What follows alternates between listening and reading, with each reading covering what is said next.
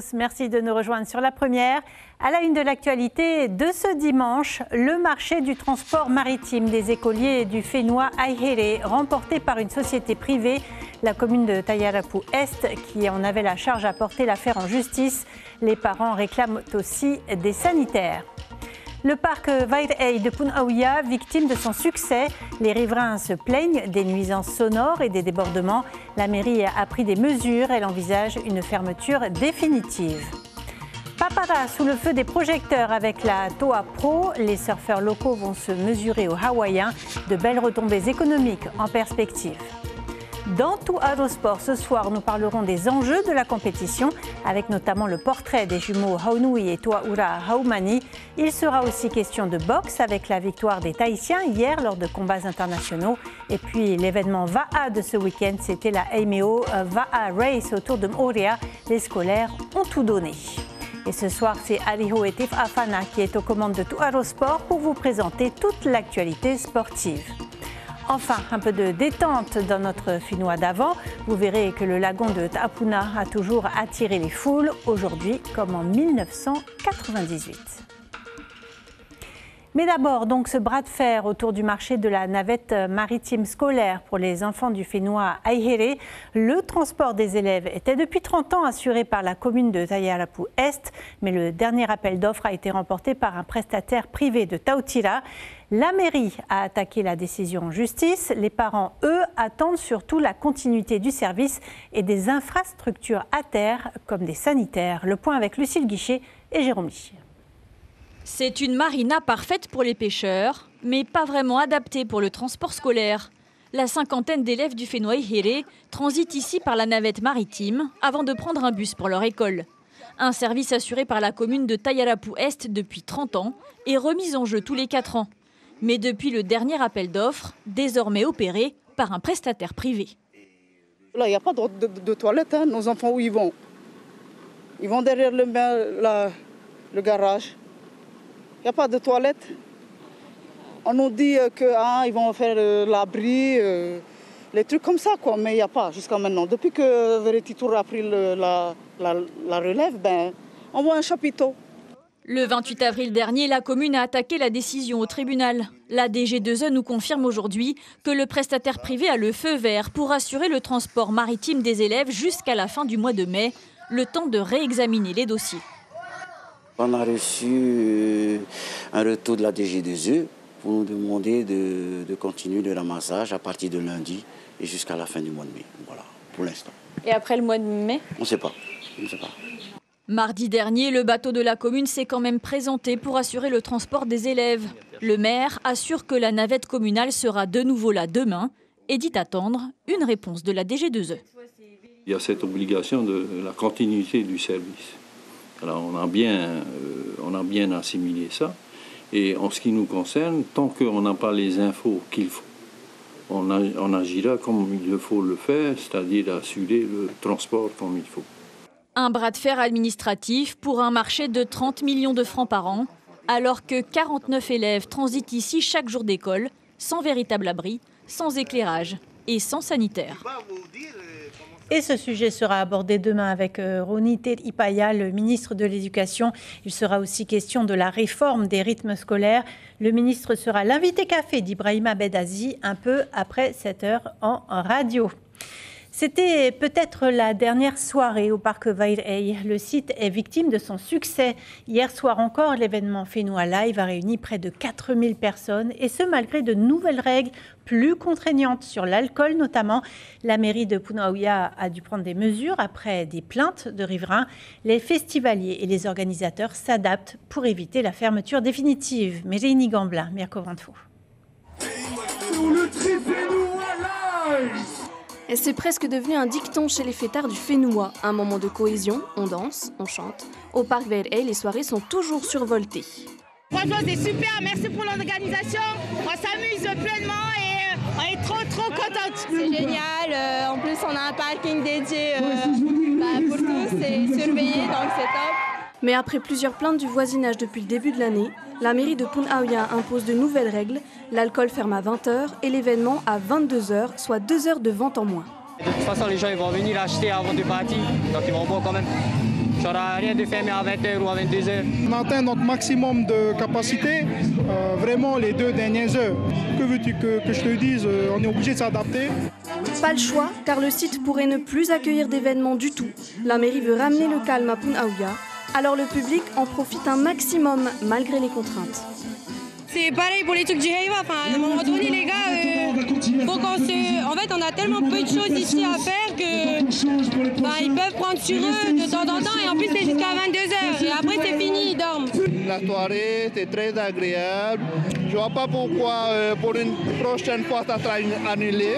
On n'a jamais de problème parce qu'en fait, le public qui vient, il vient d'abord pour passer une bonne soirée, bien s'amuser et il n'y a pas de débordement. Il faut pouvoir assurer la sécurité des 4000 festivaliers à la sortie du parc, sans oublier la sérénité des 29 000 habitants de Punaouia, dont beaucoup sont des Matahiapo. Et ça, c'est le rôle de la commune qui doit trouver le bon équilibre. Un succès, je veux dire, de ce spot-là, parce qu'il est en bord de mer, parce qu'il est dans la nature, donc évidemment il est attractif. On est aussi sur un nœud routier, donc les gens veulent venir. Mais malheureusement, voilà, on a eu des plaintes tout à fait légitimes depuis déjà le début de l'année. Donc on est amené, nous, de manière automatique, à assurer la tranquillité publique. D'autres événements sont prévus au Parc Verhey cette année. C'est le maire qui décidera ou pas de leur fermer définitivement la porte. Ça bouge du côté de Papara. Si tout va bien, si les vagues sont au rendez-vous, la Toa Pro devrait débuter demain et se terminer samedi prochain. Une centaine de compétiteurs sont en lice, dont une soixantaine de Hawaïens. Un rendez-vous sportif océanien qui a naturellement donné lieu à une cérémonie d'ouverture traditionnelle. Pour les pensions de famille et les propriétaires de logements touristiques ou encore les artisans, c'est une véritable manne. Ismaël Tahiata et Hubert Liao ont voulu en savoir plus sur les retombées économiques d'un tel événement. Une caméra ou comment capturer un ange au passage, immortaliser sa grâce et profiter du retour inespéré du soleil pour assurer les prises de vue. Mais lors d'une compétition, elle a une autre utilité. La caméra, ça permet d'analyser les vagues, surfer. Et surtout, ça te permet vraiment de progresser dans ton surf, de te voir surfer. Plus tu te vois surfer, plus tu comprends et plus tu peux améliorer ton style de surf. Des détails qui seront plus qu'utiles aux surfeurs du Fénois. Face à eux, une solide équipe hawaïenne, une soixantaine au total, des compétiteurs, des coachs et même des familles. Oui, ils sont beaucoup. Le truc, c'est qu'on leur a donné la liste de tous les pensions qu'il y a ici dans les environs. Bon, après, ils sont pas mal en pension, mais surtout aussi en Airbnb. Certains d'entre eux ont prévu de prolonger leur séjour après la compétition et de profiter des vagues de Teahupo'o. Les billets d'avion, c'est autour de $1000. Après, pour le logement et le reste, ça va. C'est pas trop cher. Des pensions et des chambres chez l'habitant ravis d'accueillir ces visiteurs du Pacifique. Mais elles ne sont pas les seules.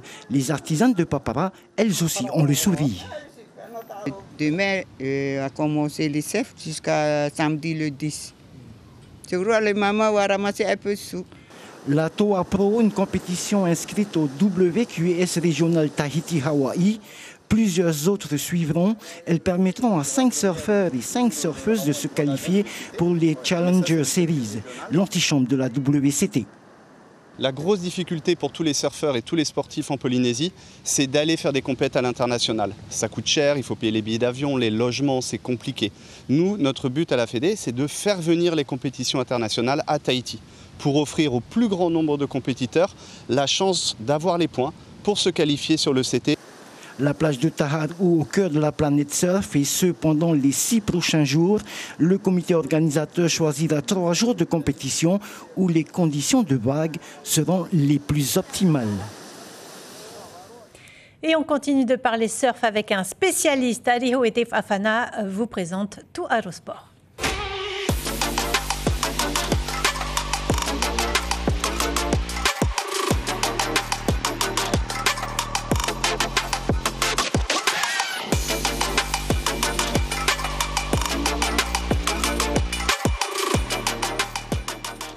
Bonsoir à tous, c'est un plaisir de vous retrouver dans ce journal consacré au sport. La Toa Pro est devenue une étape incontournable pour les surfeurs tahitiens et hawaïens puisqu'elle est la première compétition de la saison régionale Tahiti-Hawaï. Et pour en parler, nous avons en plateau ce soir Kevin Bourez, le tout premier cadre technique de la Fédération tahitienne de surf. Mais avant, découvrez ce soir le portrait des jumeaux Haumani. Haunui et Toa Ura ont commencé le surf à l'âge de 7 ans. Aujourd'hui, ils excellent en surf et en foil. Allier sport et études, ce n'est pas toujours facile, mais c'est le chemin qu'ils ont choisi pour atteindre un jour le plus haut niveau. Focus sur Haunui et Toa Ura Haumani.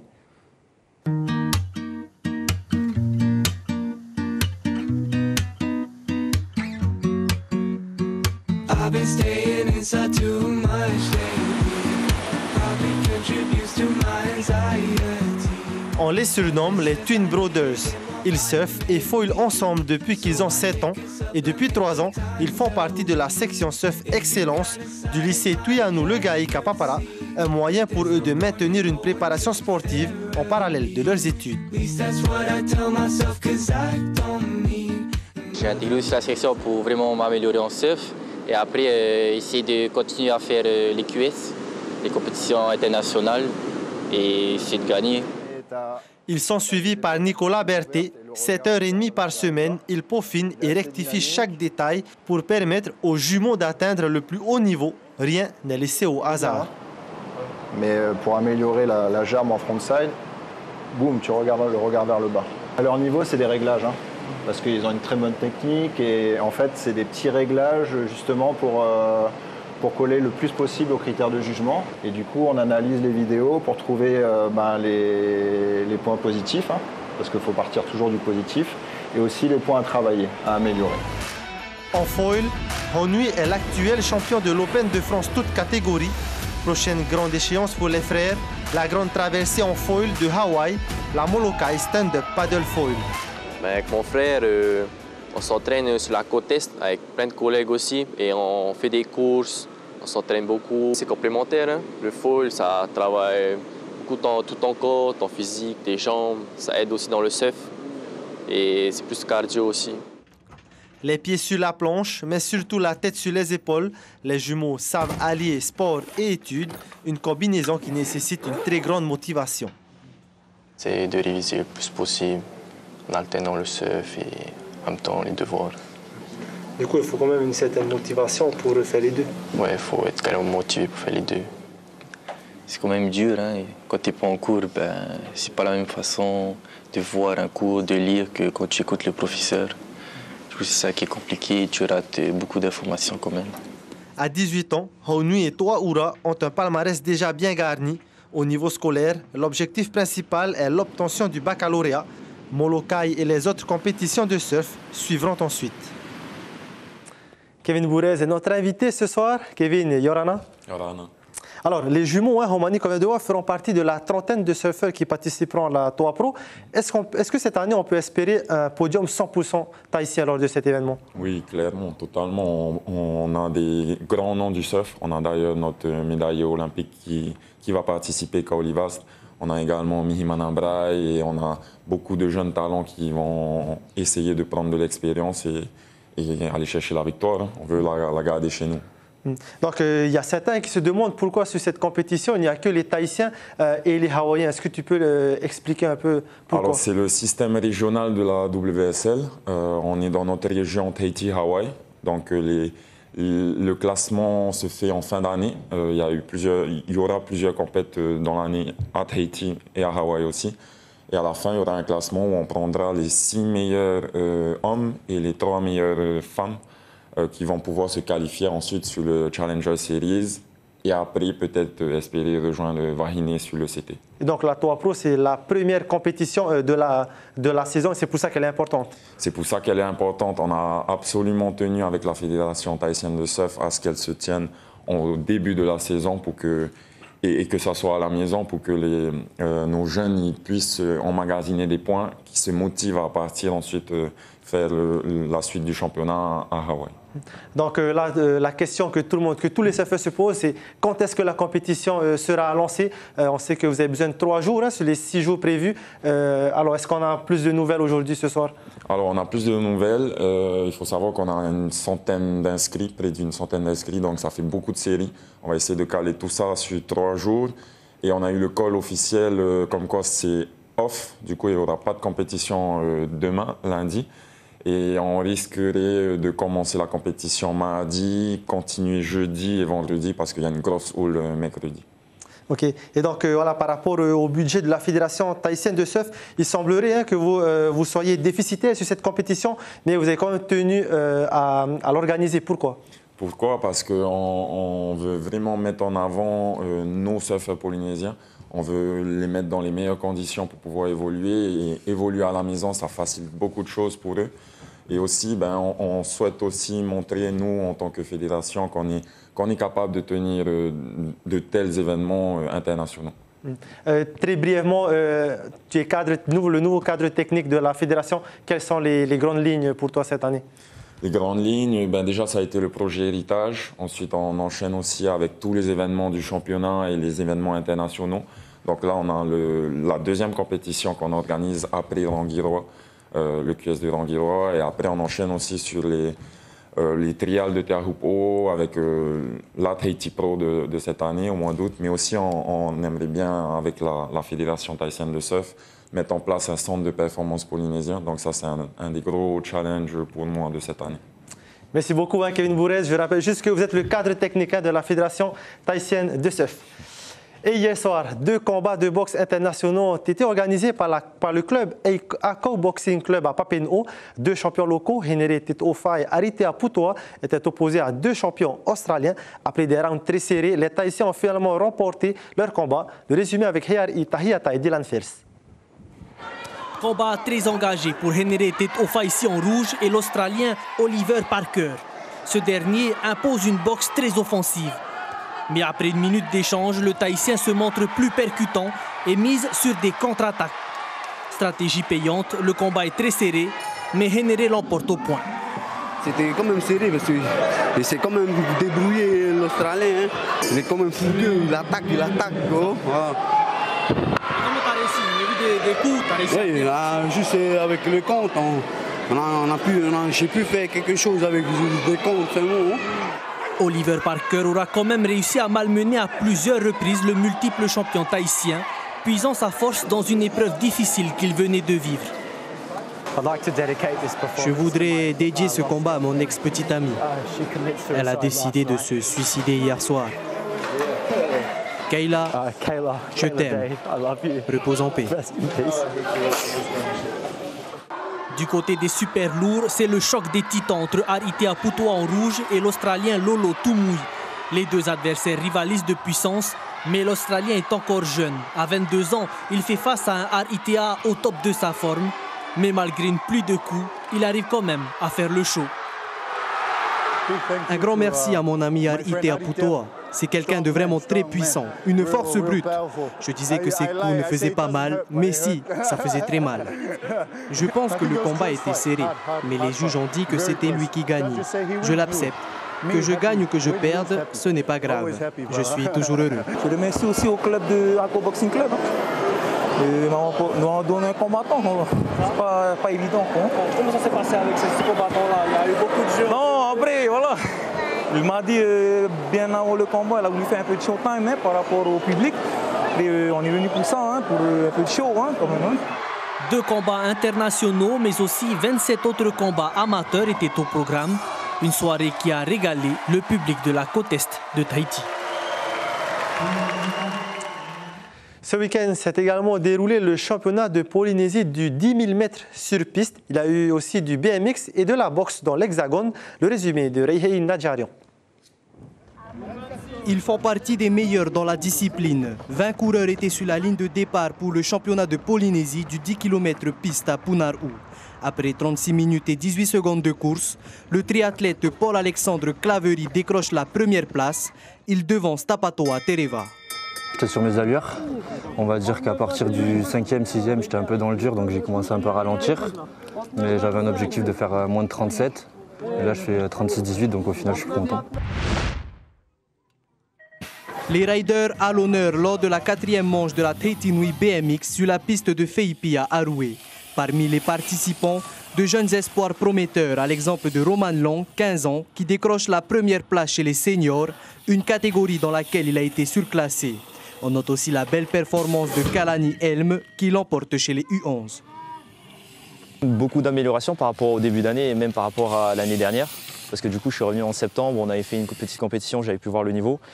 Depuis septembre, on a pu voir des jeunes qui se sont métamorphosés comme Roman, Kalani, vraiment Kalani, Heinoa qui est absent aujourd'hui, mais que quand même on pense beaucoup. Direction l'Hexagone, la jeune boxeuse Tetaha Dauphin s'est illustrée lors du gala de boxe anglaise à Champigny-sur-Marne. La Tahitienne a remporté son combat face à Yuma Sabri. Âgée de 9 ans seulement, Tetaha est bien décidée à suivre les traces de son grand frère, Tautua Dauphin. Le lycée Tuianu Le Gaïk de Papara remporte la 21e édition de la MEO Race dans la catégorie Taurea. Plus de 500 élèves des 5 archipels ont fait le déplacement pour un parcours de 42 km autour de Moorea. Le résumé de Rehina Djarion et Dylan Fels. Ne leur parlez pas d'âge, ils ont le potentiel des plus grands. Sur cette étape entre Tiahura et Nu'uroa, longue de 4,7 km, la bataille est serrée entre les 20 VA de la catégorie Piriteina, reconnaissable à son maillot jaune. Tous ont moins de 16 ans et certains sont venus de loin pour participer à cette course. C'est carrément différent, c'est un peu difficile, ouais. Mais bon, quand tu veux gagner, il faut aller chercher le podium. L'objectif est gagner, ouais. Gagner la première place. Toi qui viens de Rurutu, comment tu trouves les conditions? Conditions ici? Ouais. C'est top aussi les conditions ici, c'est net.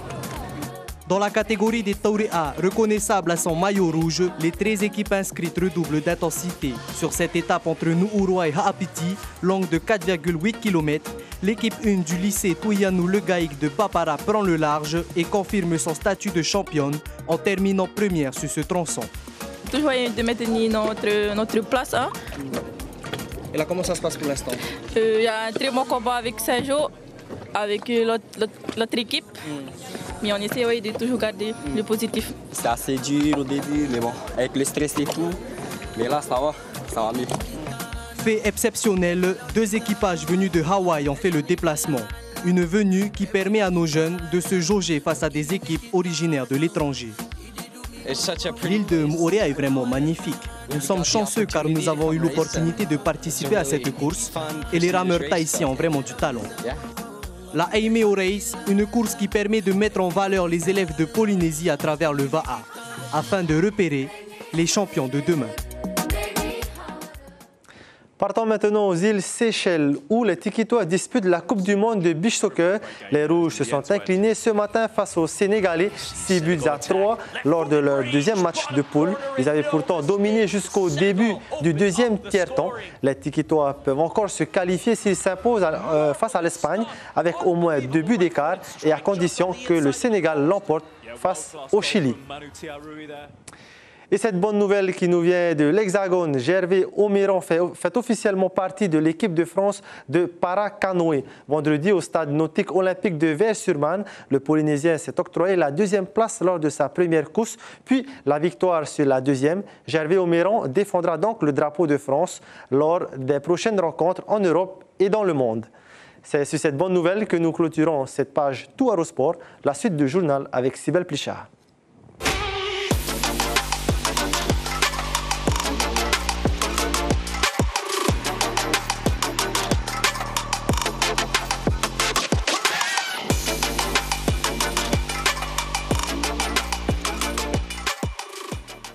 Et merci beaucoup Ali Hoé. C'est un lieu de détente qui traverse le temps. La jeunesse de Tahiti adore se rendre au BDS, le banc de sable de Ta'apuna. Mais vous allez le voir, en 1998, il y a donc presque 30 ans, le lagon de Punauia attirait déjà les foules. Agnès Gardé, Patrick Tinsing.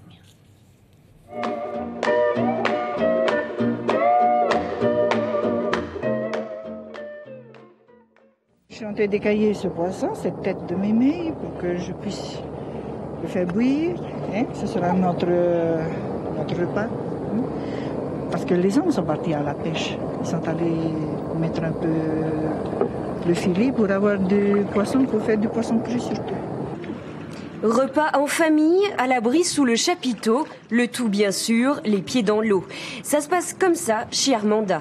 À quelques encablures, baignade, bronzing, repos complet. Voilà le programme du dimanche. Farniente total, dans la mer, dans le lagon et profiter un maximum du soleil. Voilà le programme avec la petite famille, tous ensemble. Dès qu'il fait beau, autant en profiter. Ça change de la bibliothèque, des cours, de l'école. C'est super, quoi. Tous les dimanches, c'est un petit peu comme ça. Ça change un petit peu de rester à la maison où il fait chaud. Et là, bon, ben, on est tranquille ici. La mer est calme, il fait beau. Il fait beau, c'est vrai, la mer est calme, c'est vrai également, et surtout l'eau est propre. Ici, on est loin des plages surpeuplées. Les habitués de ce bout de lagon ne changeraient d'endroit pour rien au monde. Ils s'y sentent bien. Les enfants jouent, les hommes discutent et se désaltèrent. Les femmes, elles, soignent leur bronzage. L'information principale de ce dimanche, nous retiendrons ce bras de fer autour du marché de la navette maritime scolaire pour les enfants du Fénois Aihéré. Le transport des élèves était depuis 30 ans assuré par la commune de Tayarapu-Est, mais le dernier appel d'offres a été remporté par un prestataire privé de Tautira. La mairie a attaqué la décision en justice. Le pays devra réétudier les offres des candidats. La une de Tahiti Info demain, beach soccer, les Tikitois veulent encore y croire. Merci d'avoir été avec nous tout au long de cette édition. Demain, aux commandes de vos journaux, Vito Tapo, puis Maruki Duri. Excellente soirée sur nos antennes.